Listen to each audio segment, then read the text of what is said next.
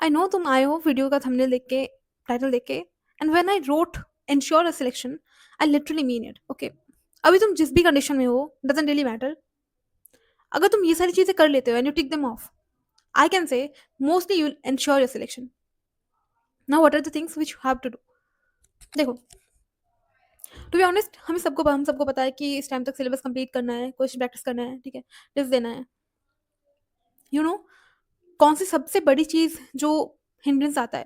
That is not कि तुम्हारा syllabus अभी तक मोस्टली बाकी है, तुमने रिवीजन नहीं किया है, तुमने क्वेश्चन प्रैक्टिस नहीं किया है, या फिर तुम्हारे पास टाइम कम है। Doesn't really matter. ये सारी चीजें उतना डिटरमाइन नहीं करता है। बट सबसे जो मतलब मेन चीज है ना, जो मोस्ट इंपॉर्टेंट थिंग है, जिसकी वजह से हम पीछे हट जाते हैं, हम अपने जो भी टारगेट्स हैं उसको कंप्लीट नहीं कर पाते। I have literally talk to many students जिनको मैं गाइड करती हूँ, एंड इस टाइम पे सबसे बड़ा जो फैक्टर आ रहा है ना बीच में, दैट इज सेल्फ डाउट। और अभी obviously you know that winter is coming, है ना? सर्दी आ रहा है, मतलब क्या? It will bring laziness with it. लगेगा कि थोड़ा टाइम, चलो सुबह को लेट से उठते हैं, जल्दी सो जाते हैं ना, रजाई में बैठ के पढ़ते हैं। सो अ फीलिंग ऑफ कंफर्ट, थोड़ा लेजीनेस, वो सब चीज़ें आ जाता है। डिटर्मिनेशन कम होता है, बैकलॉग बढ़ रहा होता है, टेस्ट छूटता रहता है, सिलेबस रिवीजन सब कुछ पेंडिंग रहता है, एंड हम सोचते हैं this is the time, the game is over. But let me tell you कि अगर तुम ऐसा नहीं सोचते हो ना, ये सब चीज़ें जब तुम एक्सेप्ट कर लेते हो, okay this things are going to happen, so I have to resist it. मुझे ऐसा नहीं करना है कि इन सब चीज़ों के ट्रैप में फंसना है, या फिर जो माइंडसेट तुम्हारे अंदर अभी बिल्ड होने वाला है उसको भी एंटरटेन नहीं करना है। It's very normal, you think कि भाई टाइम कम है, ठीक है, मुझसे नहीं हो पा रहा है, इतना कुछ कैसे मैनेज करेंगे? That's absolutely fine, that is absolutely normal. But सबसे बड़ी चीज़ जो होता है ना, लाइक योर माइंडसेट, तुम्हें सोचना होगा कि हाँ टाइम कम है, आई एग्री। बट मेरे पास क्या है? तुम्हारे पास टारगेट क्लियर है ना, यू नो कि तुम्हें सिलेबस कंप्लीट करना है, तुम्हें टेस्ट देना है, फुल सिलेबस टेस्ट लिखना चाहिए। तो आई थिंक मैंने प्रॉपरली हर दिन एक फुल टेस्ट लिखना स्टार्ट किया था मिनिमम। दैट वाज फ्रॉम 20 मार्च, 20 मार्च से। तुम फिर, तो टू बी ऑनेस्ट, अगर तुम 1 मार्च से या फिर लाइक 5 मार्च से भी स्टार्ट करते हो, you are absolutely on safe zone. ये मैटर नहीं करता है कि लोग बोलते हैं भाई टॉपर्स लोग एक क्या करते हैं, दिसंबर से नवंबर से लिखना स्टार्ट कर देते हैं। इट्स ऑल फाइन ना, सबका अलग अलग पेस होता है। अगर तुम्हारा अभी तक सिलेबस कंप्लीट नहीं हुआ है, ठीक है, ऑलमोस्ट बहुत सारा बाकी है, अराउंड 50% बाकी है, फिर उससे भी ज़्यादा बाकी है, then I will highly recommend कोई भी एक टेस्ट सीरीज के साथ चलो। ठीक है, अभी बहुत बहुत से टेस्ट सीरीज लॉन्च होगा, एंड यू विल थिंक कि चलो ये वाला टेस्ट सीरीज ज्वाइन कर लेते हैं, वो वाला टेस्ट सीरीज ज्वाइन कर लेते हैं, शायद हमारा बेटरमेंट हो जाएगा। बट इससे क्या होगा ना, तुम्हारा मतलब this thing, this issue should be addressed, because इस टाइम पे इतने सारे टेस्ट सीरीज लॉन्च होंगे, एंड यू विल थिंक कि चलो ले लेते हैं टेस्ट सीरीज, ठीक है, शायद हमारा सिलेक्शन हो जाएगा उससे। कुछ नहीं होने वाला, अनटिल और unless your syllabus is almost 80% complete, तुम कोई भी दूसरा टेस्ट सीरीज की तरफ नहीं देखोगे। ठीक है, लिटरली कोई भी एक टेस्ट सीरीज, मतलब जो भी तुम्हारे बैच में भी पढ़ाई चल रहा है, या फिर जो भी जिस सीक्वेंस में तुम पढ़ रहे हो उसी सीक्वेंस में तुम टेस्ट दोगे, या फिर हम ये बोल सकते हैं कि जो भी सीक्वेंस में तुम्हारा टेस्ट आ रहा है उसी सीक्वेंस में तुम अपना सिलेबस कंप्लीट करते हुए चलोगे। बट जब तुम more than one test series ले लेते हो ना, और दोनों का सिलेबस अलग होता है, यू थिंक कि कौन सी चीज़ों के ऊपर मतलब ध्यान दे, कौन से सिलेबस के ऊपर ध्यान दे, and things get chaotic। It's always better कोई भी एक टेस्ट सीरीज को फॉलो करो तब तक जब तक 85% के आसपास सिलेबस कंप्लीट ना हो जाए। उसके बाद तुम थोड़े बहुत ही चैप्टर्स बाकी रहेंगे, तो तुम मैनेज कर पाओगे, ठीक है।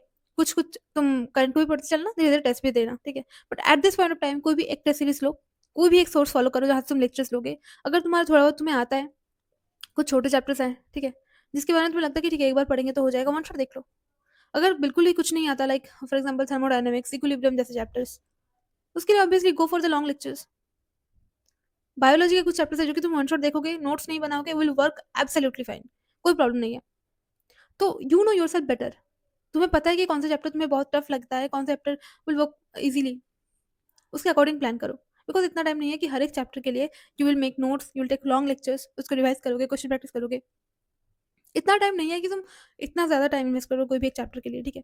You have to be selective, जहाँ पे तुम्हें थोड़ा बहुत आता है उसको क्यों उसके लिए फिर से नोट्स बना हुआ है, फिर से नोट्स बना रहे हैं, नहीं, नो नीड ऑफ दैट। अगर तुमने लेक्चर देखा हुआ है, फिर से लेक्चर देख रहे हो, तुम्हें आता है चैप्टर, फिर से उसके डिटेल लेक्चर देख रहे हो, नोट्स बना रहे हो, टाइम जा रहा है ना, डोंट डू दिस।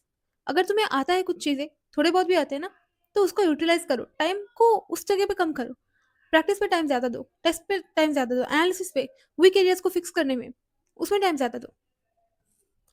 सो अभी फॉर द नेक्स्ट 5 मंथ्स तुम्हारा टारगेट ये होना चाहिए कि चलो अभी लाइक दिसंबर, जनवरी, फरवरी, मार्च मिड तक, ठीक है, जितना भी है पार्ट टेस्ट वगैरह सब कंप्लीट कर लेंगे, एंड मार्च मिड तक at any cost you have to start writing full test. मतलब 10-15 मार्च से डेली अगर हो पाए डेली एक फुल टेस्ट लिखोगे, एंड बिलीव मी तुम सोचो कि यार डेली एक full test, it works miracle.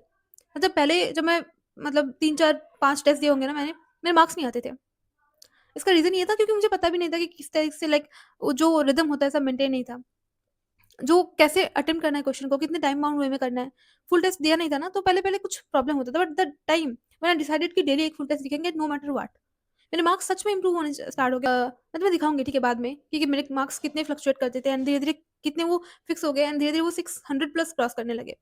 I will show you everything with time. But ये चीज़ अभी है, अभी के लिए I will say please focus on your current syllabus completion. जो भी है उसको बिल्कुल भी ऐसा मत करो कि ठीक है चलो चलते हैं, ठीक है? टेस्ट के चक्कर में करंट को नहीं करें, नहीं। At this time your main focus should be on syllabus completion. उसको देखो, करंट करंट पढ़ो, करंट का रिवीजन करो, क्वेश्चन प्रैक्टिस करो, करंट को कंप्लीटली प्रॉपर वे में करो, ठीक है? फिर जो भी चैप्टर्स पढ़ लिए हैं, उसको जो भी मतलब हो गया ऑलरेडी, उसको रिवाइज करने के लिए 1 घंटा, 1.5 घंटा थोड़ा-थोड़ा टाइम निकालो। And if you can manage to invest more time, it's absolutely absolutely better. But हाँ, करंट को मतलब जो भी टेस्ट में आने वाला है या फिर जो भी तुम जिस सीक्वेंस में पढ़ रहे हो, उसको कॉम्प्रोमाइज़ नहीं करना है फॉर रिवीजन, ठीक है? रिवीजन इंक्लूड करना है, बट उसको ऐसा कर कुछ लोग ऐसे करते हैं ना कि टेस्ट के चक्कर में करंट छूट जाता है, बैकलॉग क्रिएट हो जाता है। No, you have to be at this point of time and you have to be strong enough, you have to be planned enough, strategic enough to complete and balance all the things। तुम्हें दोनों चीज को balance करना ही होगा। And obviously कुछ बच्चे कर रहे हैं ना, that is not something very impossible, तुम कर पाओगे, ठीक है? तो मोर ओवर अगर मैं बताऊं, तुम्हें इस टाइम पे क्या करना है, करंट सिलेबस कंप्लीट करना है, उसका रिवीजन करना है। अगर कोई चैप्टर तुम्हें लगता है कि मुझे थोड़ा बहुत आता है, ओके वन शॉट से कंप्लीट कर लो, नोट्स बना हुआ है, जो जिस लेक्चर से तुम्हें नोट्स बना हुआ है बट यू डोंट नो, तुम्हें याद नहीं है, तो जिस भी लेक्चर्स को देख के तुमने नोट्स बनाया था उसको एक बार रेफर कर लो, स्पीड अप करके देख लो, ठीक है? नोट्स को रिवाइज कर लो। वन शॉट से देख रहे हो, कुछ कुछ चैप्टर्स ऐसे हैं बायोलॉजी के भी जिसके लिए नोट्स जरूरत नहीं है बनाने की। तुम लेक्चर देख रहे हो, उसके साथ साथ एनसीईआरटी पढ़ो एंड मल्टीपल टाइम्स रीड करो, ठीक है? ये सब स्ट्रैटेजी रखो ताकि करंट का सिलेबस कंप्लीट हो जाए। उसके साथ कोई भी एक टेस्ट सीरीज लो, उसमें अच्छे से प्रिपेयर करके जितना एफर्ट दे सकते हो उतना एफर्ट देके प्रिपेयर करके टेस्ट दो। गलतियाँ होगा उसको एनालिसिस करो, मिस्टेक नोटबुक बनाओ, उसमें लिखो, ठीक है?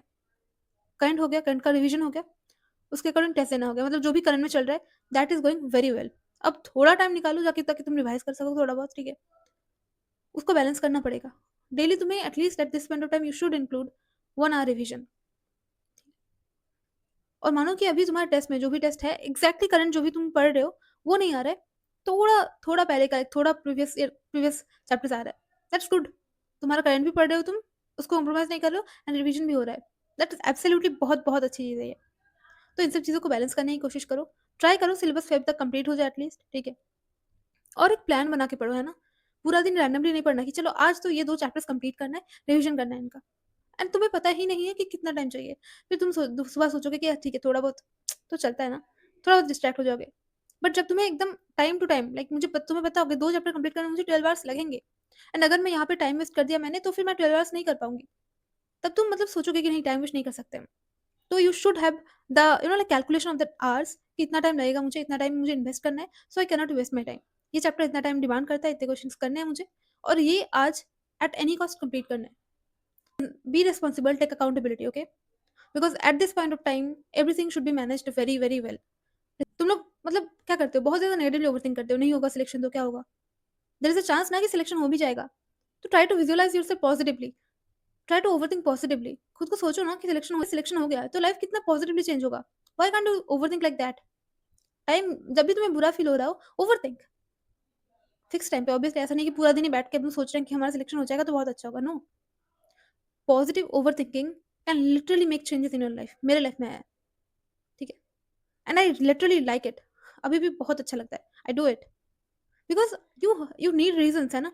तुम क्यों करोगे? क्यों मेहनत करोगे यार? ये सर्दी आ रहा है, यहाँ पे तुम मेहनत क्यों करोगे? क्यों अपना जो भी कम्फर्ट है, स्लीप है, सबको सैक्रिफाइस क्यों करोगे? You need some outcomes, right? बस उनको विजुअलाइज़ करो, you will be getting them. I hope everything is clear. All the best, अच्छे से पढ़ाई करो and please sacrifice for the best, है ना?